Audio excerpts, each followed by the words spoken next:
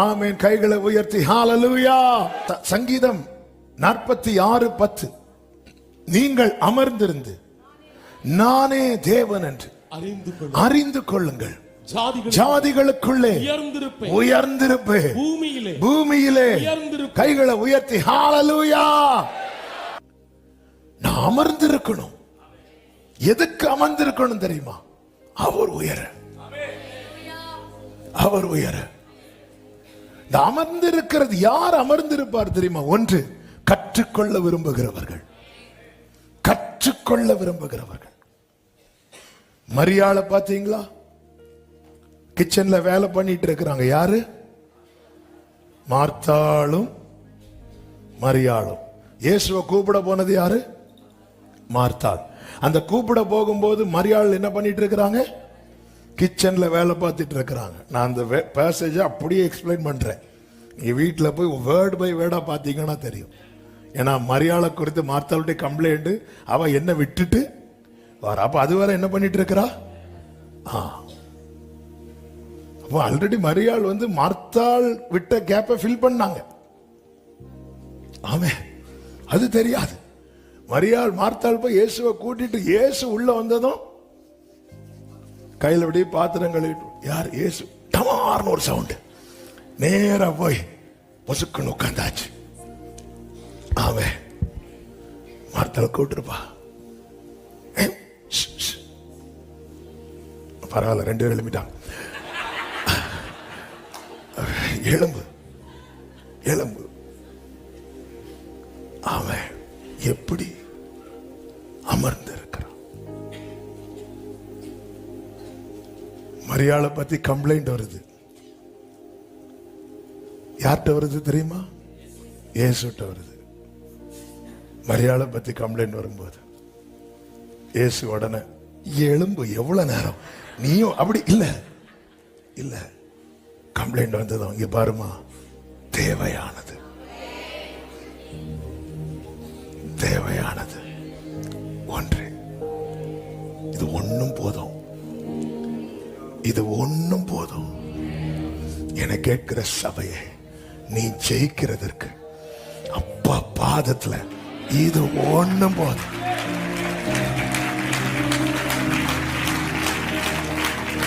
Ruth Boaz பாதத்துல இது ஒண்ணும் போதும் அவ ஜெயிக்கிறதுக்கு. நீங்கள் அமர்ந்திருந்து. ஆமென். சீஷர்கள் எல்லாம் படகுல எழும்பி நிக்கிறாங்க. இயேசு படுத்து தூங்கினார். இயேசு எழுப்பும் போது இயேசு முதல்ல எதை அதட்டினார் தெரியுமா? சீஷர்களை. ஆமென். இப்ப இயேசு எழும்புகிறார், சீஷர்கள் உட்கார்றாங்க. உன்னுடைய வாழ்க்கை பயணத்துல பல கொந்தளிப்புகள், பல எதிர்காற்றுகள். அக்கறைக்கு போவோம் வாருங்கள் என்று இயேசு அழைத்த போது திரளான ஜனங்களில் 12 பேர் படகில் ஏறுகிறார்கள். மத்தேயு 8வது அதிகாரம் நான் சொல்லிக் கொண்டிருக்கிறேன். எல்லாம் வாசிக்க நேரம் இல்லை. திரளான ஜனங்களில் வெறும் 12 பேர்.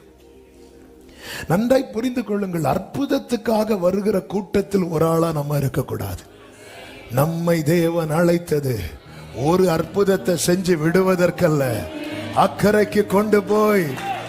ஹல்லேலூயா, ஹல்லேலூயா, ஆமென்.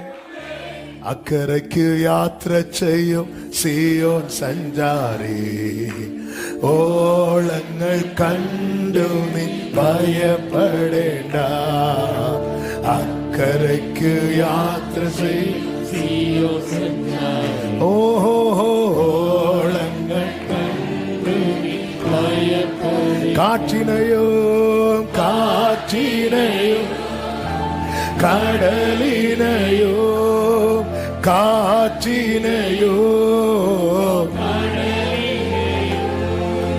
நியந்திரிப்பான் கழிவுள்ளோம் படகிலுண்டு. நியந்திரிப்பான். கைகளை உயர்த்தி, எண்டே தேசம் எண்டே தேசம் இவிடே அல்ல, இவிடே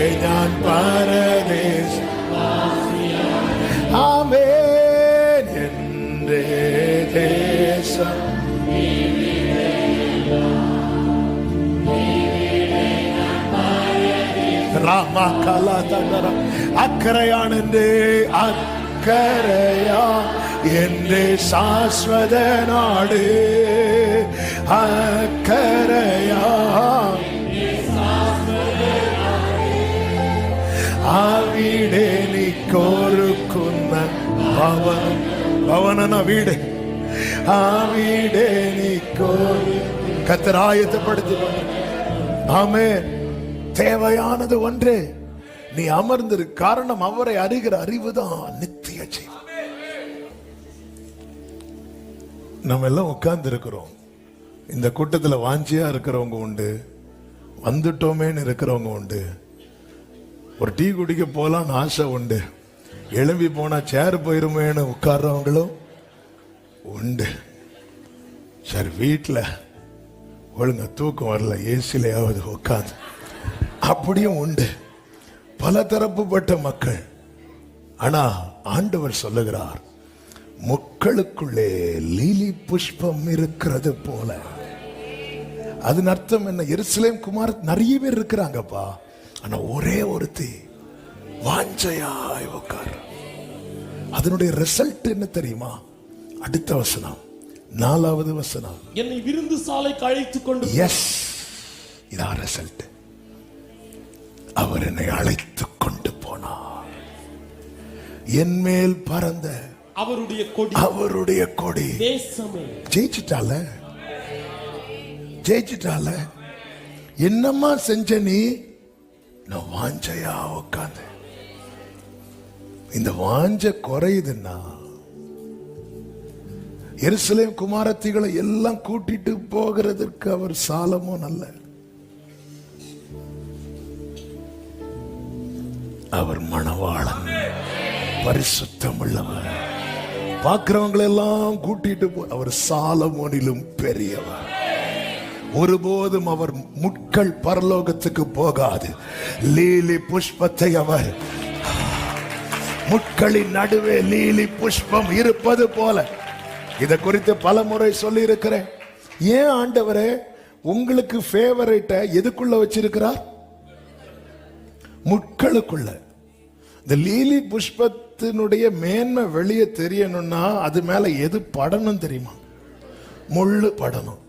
முள்ளு சும்மா எல்லாம் படாது. அதனால ஆண்டவர் லைட்டா ஒரு காற்று அனுப்புவார். காற்று அனுப்பும் போது அந்த லீலி புஷ்பம் என்ன செய்யும் தெரியுமா? அசைவாடு. அப்படி இங்க சாயும் போது இங்க இருக்கிற முள்ளு லைட்டா, இங்க சாயும் போது இங்க இருக்கிற முள்ளு லைட்டா, இங்க சாயும் போது வீட்டார் லைட்டா கிழிப்பாங்க, இங்க சாயும் போது மாமனார் வீட்டில இருந்து லைட்டா கிழிப்பாங்க. சரி, சில நேரத்துல சர்ச்சுக்குள்ள வந்து அங்கேயும் சில எருசலேம் குமாரத்திகள் சுத்தி இருந்து சேர் எடுப்பாங்க, பேக் எடுக்க மாட்டாங்க. ஆனா அது நடுவில் அப்படி முள்ளு பட பட பட அந்த ஃபெதர்ல, அந்த லீஃப்ல அப்படியே ஒரு சின்ன கீறல் விழும் பாருங்க. அதுக்குள்ள இருந்து அப்படி ஒரு வாசனை வெளியே வரும். ஆமென். அந்நாளை உருவாக்க கர்த்தர் முதல்ல பயன்படுத்தின பாத்திரம் பெனினாள். அதன் பிறகு பயன்படுத்தின பாத்திரம் எல்கானா. அதன் பிறகு பயன்படுத்தின பாத்திரம் ஏலி. இதுல ஒரே ஒரு ஆள் மட்டும்தான். ஏமா 10 பிள்ளைகளை பார்க்கிலும் நீ எனக்கு அதிகம் அல்லவா? சகோதரிகளே, உங்க புருஷன் ஒரு நாளாவது இப்படி சொல்லியிருப்பாரா?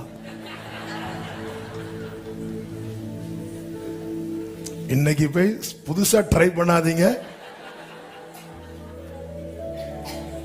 ஆமென். சில நேரத்தில் கர்த்தர் ஒரு ஆளை வச்சு, ஒரு ஆள் என்னன்னா கண்ணா பின்னான்னு கிண்டல் பண்றாங்க, இன்னொரு ஆளை வச்சு போட்டு விடு. அந்த அந்த அந்த ஸ்தானத்துல, அதாவது நம்மளை சுத்தி வச்சிருக்கிறாங்கல்ல, நம்மளை அவருக்கு உகந்தவர்களாய் உருவாக்க. அதான் என்னுடைய டெஸ்டிமனி ஆரம்பத்தில் சொல்லும் போதெல்லாம் சொல்லுவேன், எனக்கு வேஸ்ட்ன்னு சொன்னாங்க நான் 12th படிக்கும் போது. ஆமென். இப்போ அந்த சாட்சி நீங்க கேட்டிருப்பீங்க சிலர். இந்த வேஸ்ட்டை தான் கர்த்தர் யாரா மாத்தினார் தெரியுமா? டேஸ்டா மாத்தினார். சொல்லிட்டு சொல்லுவேன், தேவன் ஒருவனை உருவாக்கணும்னு நினைச்சிட்டாருன்னா உடைக்கிறதுக்கு சிலருக்கு கர்த்தர் கான்ட்ராக்ட் கொடுத்து விடுவார், அக்ரிமெண்ட் போட்டு தான் விடுவார். அதனால ஒரு நாள் எல்லாம் கான்ட்ராக்டரை மாற்ற முடியாது. ஆமே.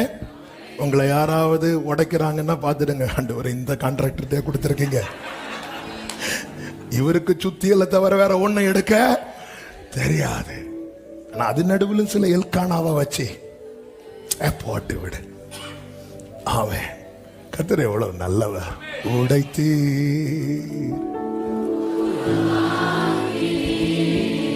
சிச்சித்து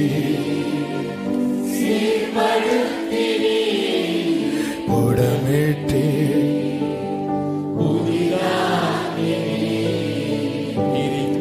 ஆமே. இந்த ஒரு பாயிண்ட் எனக்கு முடியாதுன்னு நினைக்கிறேன். நான் வேற 5 சொல்லிட்டேன், 5 டைட்டில். நமக்கு பாயிண்ட்லாம் முக்கியம் கிடையாது, தேவ பிரசனம். நான் ஜெயிக்க என்ன செய்யணும்ப்பா? நீ உட்காருடா அப்படிங்கிறார். நான் எழும்புறேன்டாங்கிறார். நீ உட்காரு, நான் எழும்புறேன். ஆண்டவரே எனக்கு முடியல, நீ உட்காரு, நான் செய்யறேன். உன் பலவீனத்துல ஆமே என் பலன் பூரணமா. ஹல்லேலூயா. என்னவரே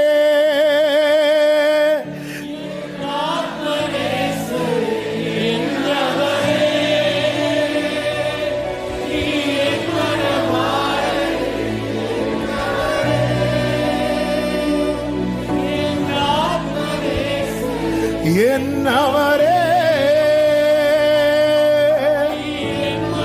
என் மணவாளரே என்னை பிரியவே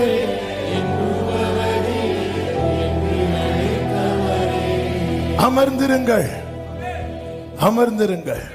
சத்துருவுக்கு காலத்தையே கொடுக்க கூடாது. ஆமேன் சொல்லுங்க பார்க்கலாம். ஆண்டவர் ஊழியம் செஞ்ச நாட்கள்ல சத்துருவை பேசவே விடல. தேவனே சத்தமிடாம ஓடிரு அப்படின்ட்டார். பேசவே விடல, பேசவே விடல. அதனால அவன் பேதுருவை வச்சு மெதுவா பேச பார்க்கறான். எனக்கு பின்னாக போ சாத்தான். ஒரு டயலாக் மேல சாத்தான் பேசக்கூடாது. இது வண்டி வண்டியா பேசிட்டு இருக்கான். நைட்டு ஃபுல்லா ஒரு டயலாக்கு மேல அவன் பேசக்கூடாது. அவன் எங்க கிடக்கிறவன்? மண்ணு தின்னக்கூடியவன். ஆமே. அது அவன் பேச. எப்படி நீ பார்க்கலாம், பார்க்கலாம், அதை நீ எப்படி செய்யற பார்க்கலாம். ஆமே. இப்படிதான் ஒரு நாள் அங்க இருக்காங்களான்னு தெரியல, இருந்தாலும் ஒண்ணும் இல்லை. அப்பா அப்பா இறந்து அடுத்த டிசம்பர், நவம்பர்ல அப்பா இருக்கிற டிசம்பர் 1 கம்யூனியன். அப்போ ஒரு சர்வீஸ் ஃபர்ஸ்ட் கம்யூனியன் நடத்தணும். கம்யூனியன் வேற பாஸ்டர்ஸ் அப்போ வருவாங்க. இதெல்லாம் நம்ம தானே ப்ரிப்பேர் பண்ணணும். அப்படி பயங்கர ஒரு பக்கம் சென்டிமெண்ட், இன்னொரு பக்கம் அப்படி அழுக, இன்னொரு பக்கம் தூக்கம் இல்லை. அப்படியே இருக்கும்போது காலையில் 4 மணிக்கு நான் இப்போ அந்த இந்த சைடில் ரூமில் தான் தூங்கிட்டு வந்து கதவை டக் தட்டுறாங்க. கதவை திறந்து பார்த்தா ஒரு பையன் கண்ணாடி போட்டுட்டு, நான் லூசிஃபர் அப்படின்னா. எனக்கு வேற தூக்கம் இல்லை, எனக்கு என்ன செய்யணும்னு தெரியல. நான் லூசிஃபர், நம்ம ஒரே அடிட்டமா. அதில் இன்னும் ஒரு அப்போ 4:30 ஆச்சு. 5 மணிக்கு உயிரை நான் எடுக்க போறேன். எடு, இதுல இருந்து இப்போ உயிரை எடு பார்ப்போம். அவனை பேசவே உடல்ல. நம்ம உடனே மைக் எடுத்து சொல்லு, எங்க இருந்து வந்திருக்கிற, எத்தனை பேர் வந்திருக்கிறீங்க, அப்புறம் எவ்வளவு நாளா உள்ள இருக்கிற, உள்ள எல்லாம் கரண்ட் வசதி எல்லாம் இருக்கா. அவனை பேசவே விடக்கூடாது. உங்க வாழ்க்கையில் அந்நிய சத்தம் வரவே விடக்கூடாது. ஆமே.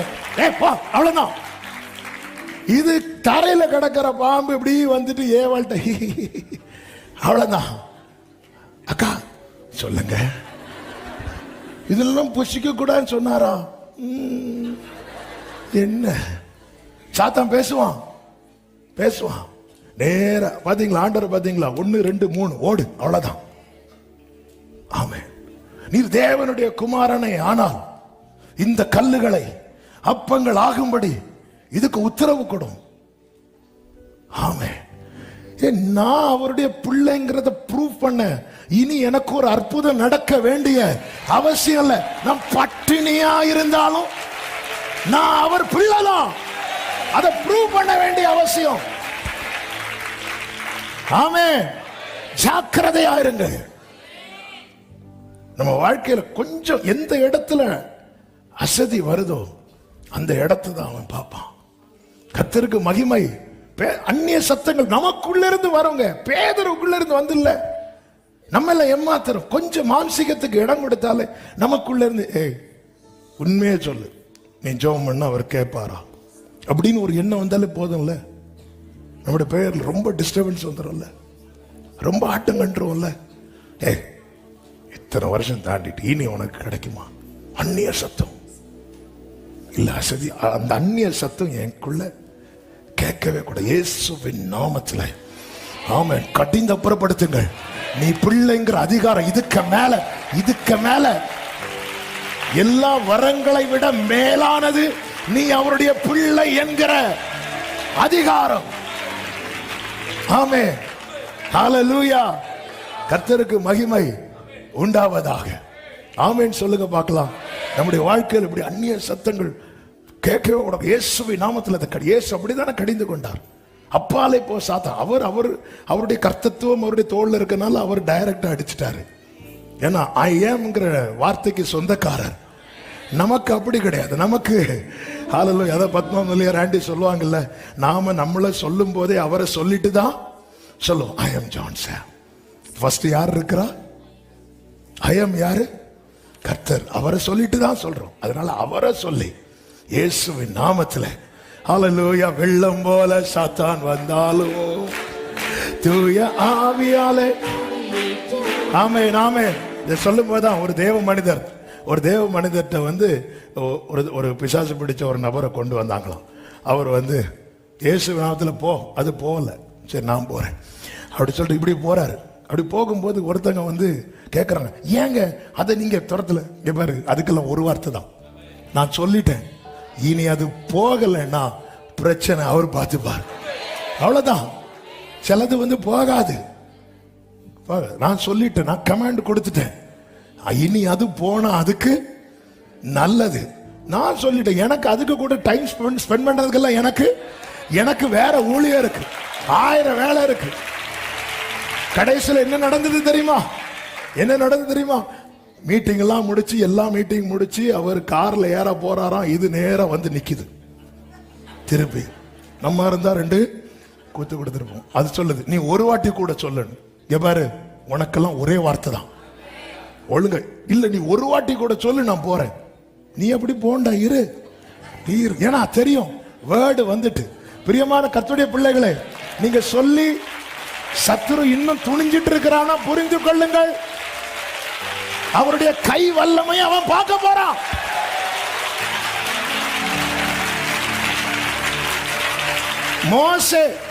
மோசே சொன்னதும் பார்வோன் கேட்டானா? கேட்கல. ஆண்டவர் பார்த்தார். பார்வோன் இருதயத்தை கடினப்படுத்தினான். அடுத்து அப்படியே சாப்டர் மாறும். கர்த்தர் பார்வோன் இருதயத்தை, நீ கேட்கண்டா, நீ இரு, ஒழுங்கா தண்ணி ரத்தமா மாறும் போதே நீ விட்டிருந்தா வேற. ஹல்லேலூயா. சில நேரத்தில் ஆண்டவர் எவ்வளவு ஜெபம் பண்ணியும் இந்த போராட்டம் மாறலையே. போராட்டம் மாறலன்னா போராட்டம் உனக்கு இல்ல, போராட்டம் அதுக்குதான். நீ அனலாயிரு. ஆமென். குதிரை யுத்த நாளுக்கென்று ஆயத்தமாக்கப்படும். ஜெயமோ நேற்று இரவு சொன்ன வார்த்தையே ஒரு விசை கூட சொல்லி நான் செபிக்க விரும்புகிறேன். சகரியா 10:3 வாசியுங்கள்.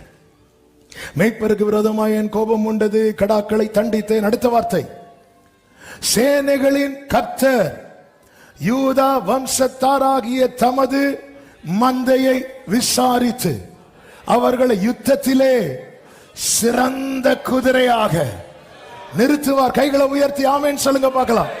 ஜெயிக்கணும்னா நம்ம யாரா மாறணும்? சிறந்த குதிரை.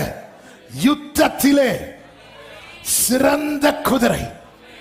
நான் ஆடாய் அவரால் சுமக்கப்பட்டேன், நான் குதிரையாய் அவரை சுமக்க விரும்புகிறேன். ஆமென் சொல்லுங்க பார்க்கலாம். ஆடாய் அவரால் சுமக்கப்பட்டேன், குதிரையா அதான் கர்த்தர் தம் மந்தையை விசாரித்து, மொத்தத்தில் சொல்லணும்னா அவர் ஆட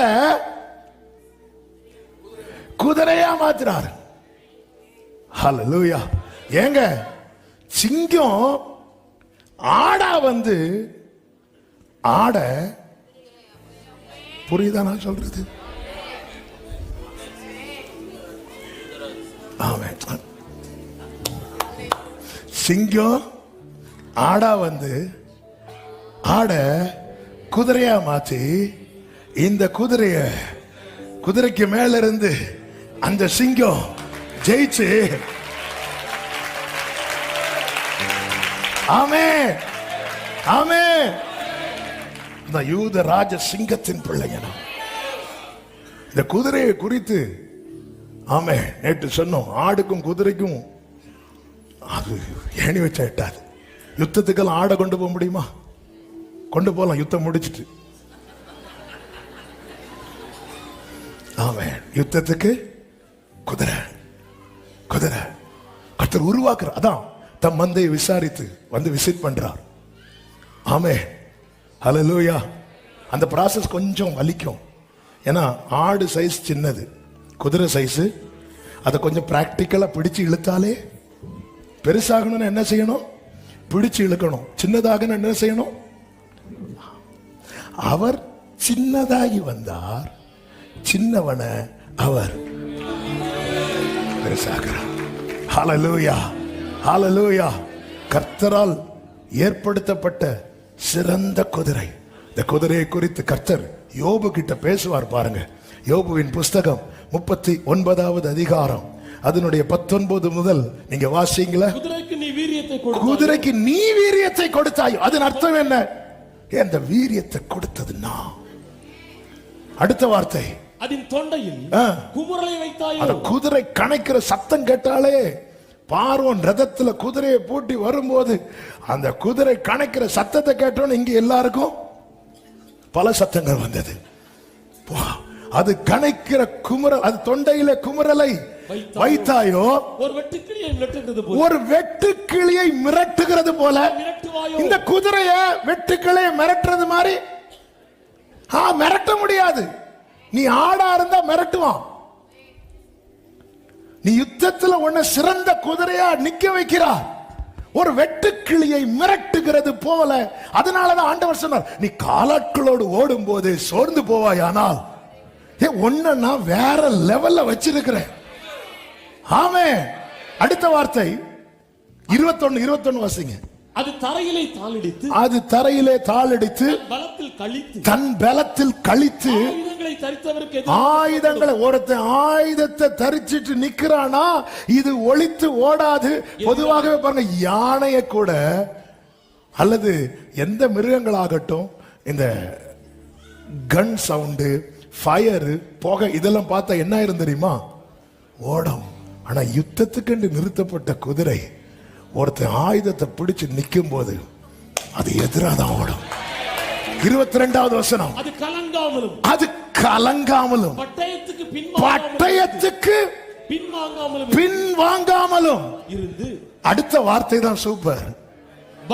பயப்படுதலை அலட்சியம் பண்ணு. ஆமென். எங்க இந்த நெப்போலியனுக்கு ஒரு குதிரை உண்டு, எனக்கு பேர் மறந்து போச்சு. அந்த நெப்போலியனுடைய குதிரை 8 முறை காயப்பட்டது. அதுல ஒரு ஸ்டேட்மெண்ட் நான் படித்தேன், எனக்கு அழுக வந்துட்டு. 8 முறை காயப்பட்டது யுத்தத்துல. அதுல ஒரு முறை கூட அந்த குதிரை தன் மாஸ்டரை கீழே போடலேன்னு இருக்கு. நமக்கு ஒரு சின்ன காயம் வந்தாலே நம்ம மாஸ்டரை தட்டி விட்டுட்டு. அதனால நெப்போலியன் குதிரை அவ்வளோ ஃபேமஸ். எனக்கு கால் அடிபடும். கால் அடிபட்டுன்னா அந்த பெயின் அதை பார்க்க ஆரம்பிச்சுட்டுன்னா மேல இருக்கிற நெப்போலியனை கீழே போடணும். இல்ல இப்ப நான் என் வலியை பார்க்க கூடாது. ஆமென். அது பயப்படுதலை அலட்சியம் பண்ணும். எதிரி சத்துரு எப்படி இருந்தாலும் தாவீது அலட்சியம் பண்ணினானே, கோலியாத்தை அலட்சியம் பண்ணினான். ஹல்லேலூயா. அடுத்த வசனத்தில் சொல்லப்பட்டிருக்கிறது, அம்பரா துணியும் மின்னுகிற ஈட்டியும் கேடகமும் அதின் மேல் கலக்கலக்கும் போது கர்வமும் மூர்க்கமும் கொண்டு தரையை விழுங்கி விடுகிறது போல அனுமானித்து. அடுத்த வார்த்தை, எக்காலத்தின் தொனிக்கு அஞ்சாமல் பாயும். எக்காலம் தொனிக்கும் போது அது நிகி என்று கணக்கும். யுத்தத்தையும் படைத்தலைவரின் ஆர்ப்பரிப்பையும் சேனைகளின் ஆரவாரத்தையும் தூரத்திலிருந்து மோப்பம் பிடிக்கும்.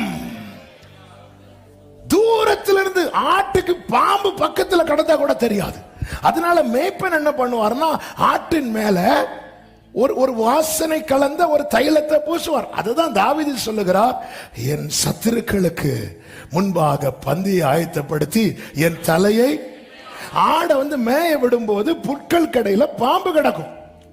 இது ஆட்டுக்கு தெரியாது. ஆடுக்கு புல்ல பார்த்தோம்னா நம்ம போகல அப்படி. ஆனா இடையில மேய்ப்பனுக்கு தெரியும். மேய்ப்பன் என்ன பண்ணுவாருன்னா இந்த எந்த ஒரு ஸ்மெல், ஒரு டைப் ஆஃப் ஸ்மெல் பாம்புக்கு பிடிக்காது. அந்த அந்த வாசனை கொடுக்கிற தைலத்தை எடுத்து இந்த ஆட்டு மேல பூசி விடுவார். ஆமா, இங்கெல்லாம் எப்படின்னு தெரியல, தாவீது அவருடைய எக்ஸ்பீரியன்ஸ். இந்த வாசனையோட இப்போ இந்த ஆடு போகும்போது இந்த ஸ்மெல் வரும் தெரியுமா? அந்த புற்களுக்கு இடையில இருக்கிற சர்ப்பங்கள் எல்லாம் என்ன செய்யும் தெரியுமா? விலகி போடும். இது தாவீது தன் ரியல் லைஃப்ல அனுபவித்து சொல்றார். சத்துருக்களுக்கு, எனக்கு பந்தி கடையில எல்லாம் சத்துருக்கள் இருக்கிறான், ஆனா நீர் ஆயத்தப்படுத்தி என் தலையை எண்ணெயால். இது ஆடு. ஆனா கர்த்தர் குதிரையா மாத்தும் போது தூரத்திலிருந்தே மோப்பம் பிடிக்கும். சில பிரச்சனை வருது, தூரத்துல இருந்து சபை இப்படி மாறணும். காலத்தை அறியணும், காலத்தை அறியணும், நாட்களை அறியணும், நம்மை சுற்றி சம்பவிக்கிறவர்களை அறியணும். தூரத்திலிருந்து மோப்பம் பிடிக்கும். ஆமென். அவர் யுத்தத்தில் அது ஆயத்தமாகணும்.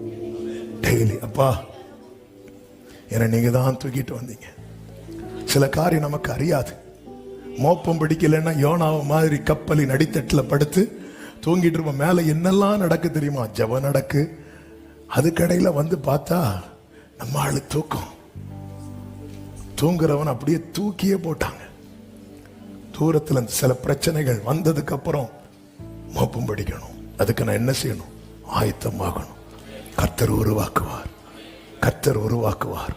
எந்த மண்ணை ஒரு குயவன் நினைச்சா எப்படிப்பட்ட பாத்திரமாக உருவாக்க முடியும்?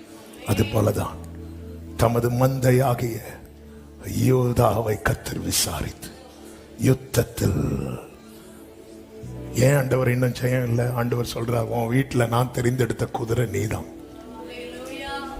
ஆனா குதிரை இன்னும் ரெடி இல்லை. யுத்தத்துக்கு போகும்போது குதிரை காய்ச்சல்ல படுத்து கிடந்தா, ராஜாவே தொட்டு பாருங்க, காய்ச்சல். குதிரை ஆரோக்கியமா இருக்கணும், ரெடியா இருக்கணும். ஏன்னா அதுக்கு தெரியும். ஏன்னா யுத்தத்தை தூரத்துல இருந்து நம்ம மோப்பம் பிடிக்கிறதெல்லாம் வேற. யுத்தத்தை ஆண்டவரே அப்ப மூக்குல இருந்து எல்லாத்தையுமே மாத்துறாரு. வீட்டுல குதிரை மூக்கு எடுத்து வச்சிடாதீங்க.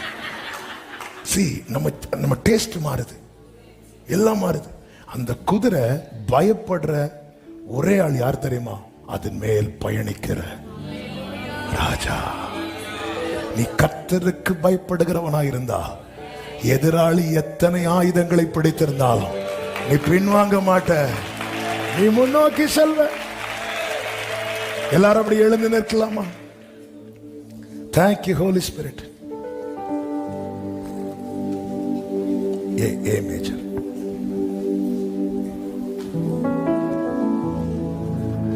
ஜெய கிறிஸ்து முன் செல்கிறார், ஜெயமாக நடத்திடுவார். ஜெய கீதங்கள் நாம் பாடியே ஜெய கோடியும் ஏற்றிடுவோம். ஜெயம் அல்லேலூயா, ஜெயம் அல்லேலூயா. ஆமென். இப்ப எல்லாரும் ஆர்ப்பரிப்போடு, அதாவது நம்ம இவ்வளவு நாள் சுமந்து வந்த இனியும் சுமப்பார். ஆனா யுத்தம்னு வரும்போது அவர் நம்மில் பயணிக்க விரும்புகிறார். ஆமென். நீங்க அதுக்கு கீழே அடுத்த வசனம் படிச்சீங்கன்னா தெரியும். நீங்க கேட்காதவங்க நேற்று நைட்டு உள்ள சாட்டர்டே வர்ஷிப்பை கேளுங்க. யூதா வம்சத்தாரை பலப்படுத்தி இஸ்ரவேல் வம்சத்தாரை 12 கோத்திரத்துல 1 குதிரையா தெரிந்தெடுத்து மீதி எல்லாருக்கும் விடுதலை கொடுக்கிறார். அப்படிதானே ஒண்ணு தெரிந்தெடுத்தார். ஆனா ஒரு சின்ன காயம் வந்ததும், ஆமென், ஹல்லேலூயா. நெப்போலியன் யாருங்க? இந்த குதிரைக்கு முடியலன்னா இன்னொரு குதிரையை தெரிந்தெடுக்கிறவன்.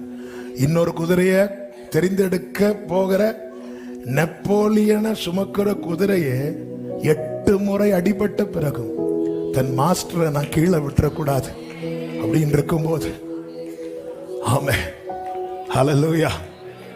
எவ்வளவு நல்ல ஆண்டவர். அவர் நான் விசிட் பண்றார். இன்னைக்கு அவர் விசிட் பண்றார். அவர் நிற்கிறார். நான் யுத்தத்தில் சிறந்த குதிரையா. அவர் நம்மில் பயணித்து அத்தனை எதிராளிகளையும் அவர் வீழ்த்த விரும்புகிறார்.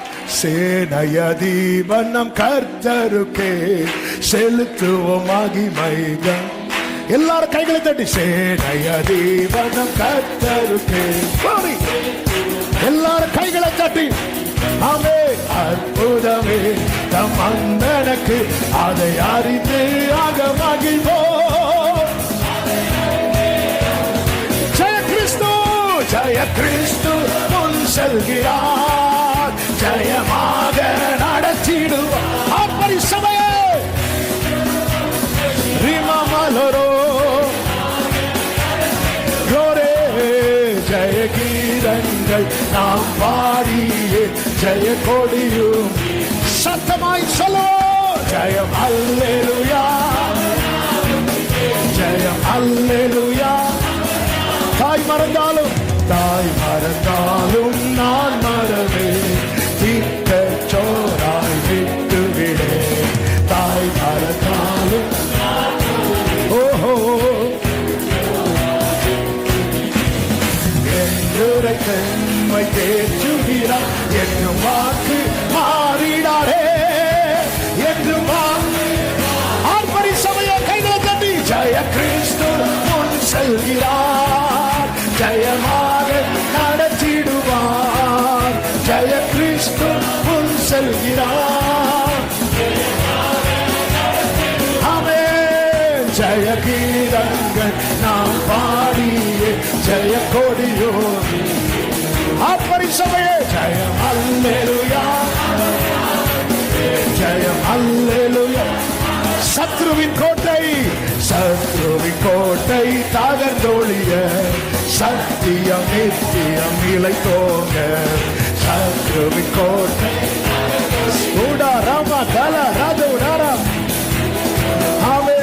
சாத்தானின் சேனை நடுங்கிடவே துதி சாட்சி ஆர்ப்பரிப்போ.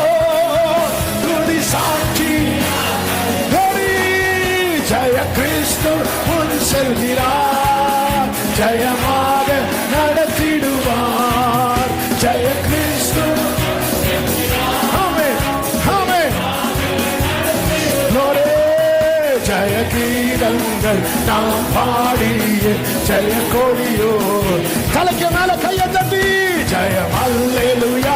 அவர் நாமத்திற்கே ஜெயம் அல்லேலூயா. ஒரு விஷயம் கூட, சத்ருவின் கோட்டை, சத்ருவின் கோட்டை தகர்ந்தொழிய சத்தியம் நித்தியம் நிலைத்தோங்க. ஓ ராமமலரா தொடரே சகவ பிரார்த்தனரே.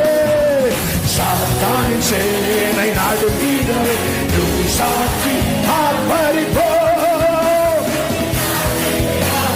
ஜெய கிறிஸ்து, ஜெய கிறிஸ்து முன் செல்கிறார். ஜெயமாக நடத்திடுவார். ஜெய கிறிஸ்து. ஆமென். ஜெய கீதங்கள் நாம் பாடிய ஜெய கொடியும் ஏற்றிடுவோம். ஜெயம் அல்லேலூயா, ஆமென். ஜெயம் அல்லேலூயா. ஜெய கிறிஸ்து, ஜெய கிறிஸ்து முன் செல்கிறார்.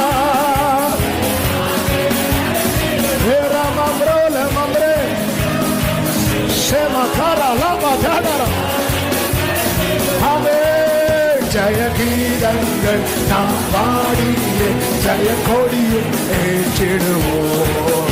ஜெயம் அல்லேலூயா, ஜெயம் அல்லேலூயா, ஜெயம் அல்லேலூயா, ஜெயம் அல்லேலூயா,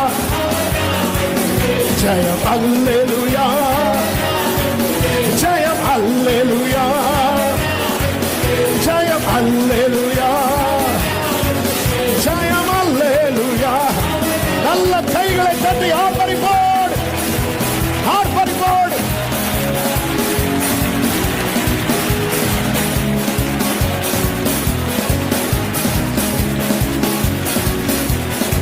Hallelujah, hallelujah, hallelujah, hallelujah. சபையே, உன்னை யுத்தத்தில் சிறந்த குதிரையாய் நிறுத்தி உன் மூலமாய் உன் குடும்பத்துக்கு ரட்சிப்பு. Jesus, Jesus, ஆமென். Hallelujah, hallelujah, hallelujah. ரெண்டு கைகளை உயர்த்தி ஜெய கிறிஸ்து,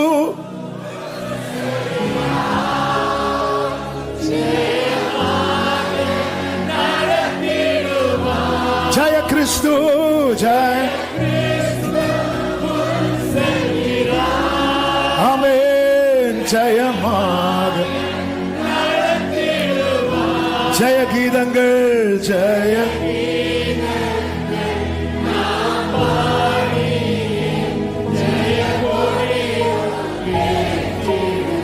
அப்படியே சத்தத்தை உயர்த்தி ஜெய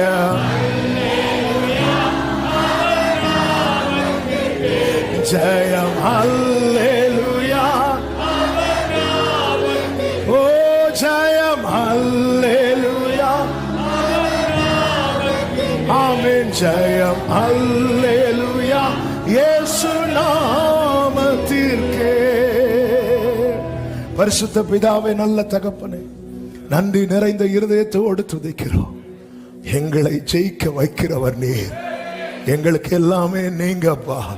இந்த நாளில் உங்க சமூகத்தில் கொண்டு வந்து பாட, துதிக்க, ஆராதிக்க, ஜெபிக்க வைத்த தயவுக்காய் நன்றி. எங்களோட அநேக காரியங்களை கொண்டு பேசினீர். கோடி ஸ்தோத்திரம். ஜெயம் கொள்ளுகிறவன் எல்லாவற்றையும் எவ்வளவு மேன்மையை ஆயத்தம் பண்ணி வைத்திருக்கிறேன் ஆண்டவரே. அப்பா, அந்த பரிசுத்த நகரத்துக்குள்ளே பரிசுத்தவான்கள் பிரவேசிக்கும் போது இங்க இருக்கிற ஒவ்வொருவரும் வரணும். ஒரு நபர் கூட அதை இழந்துடக்கூடாது. எங்களை ஜெயமாய் நடத்துறவர் நீ. எங்க பலவீனங்கள் உமக்கு தான் தெரியும், எங்கள் குறைகள் உமக்கு தான் தெரியும். உங்க கிருபையை மட்டும் நம்பி சார்ந்து இருக்கிறோம். விட்டுறாதீங்கப்பா, விட்டுறாதீங்கப்பா. நாளைக்கு அந்த பரிசுத்தல் நீதி உள்ள ஜனம் உள்ளே பிரவேசிக்கும் போது நீங்க பிராமிஸ் பண்ணி இருக்கிறீங்க, உம்மை உறுதியாய் பற்றி கொண்ட மனதை உடையவன் உம்மையே நம்பி இருக்கிறபடியால் நீர் அவனை பூரண சமாதானத்துடன் காத்துக் கொள்வீர் என்று ஒவ்வொருவரையும் காத்துக்கொள்ளும் ஆண்டவர். கடைசி வரை, அந்த கடைசி லாஸ்ட் பிரீத் எங்களுக்குள்ளிருந்து வெளிப்படும் வரைக்கும், அப்போ உங்களை நாங்க பற்றி கொண்டிருக்க, சார்ந்து இருக்க, உங்களை டிபெண்ட் பண்ணி இருக்கு, அவங்க பாதத்தில் இருக்கு. கிருபை தார், ஆசீர்வதியும். ஒவ்வொருவர் மேலும் கிருபை இருப்பதாக. நீர் ஆளுகை செய்யும், ஜெயமாய் நடத்தும். மகிமை, கனம், துதி, ஸ்தோத்திரங்கள் அனைத்தும் ஒருவருக்கே செலுத்துகிறோம். இரட்சகர் இயேசுவின் நாமத்தில் பிதாவே, ஆமென். என் ஆத்துமாவே கர்த்தரை ஸ்தோத்திரி, என் ஆத்துமாவே கர்த்தரை ஸ்தோத்திரி. கர்த்தர் செய்த சகல உபகாரங்களை மறவாதே. ஆமே. நம்முடைய கர்த்தரும் இரட்சகருமாகிய இயேசு கிறிஸ்துவின் கிருபையும், பிதாவாகிய தேவனுடைய அன்பும், பரிசுத்த ஆவியானவருடைய ஐக்கியமும் சிநேகமும் பாதுகாவலும் நம் அனைவரோடும் எல்லா பரிசுத்தவான்களோடு கூட கர்த்தருடைய வருகை மட்டும் தங்கி இருப்பதாக. ஆமென். ஹல்லேலூயா. God bless you. கர்த்தர் உங்களை ஆசீர்வதிப்பாராக. ஆமென்.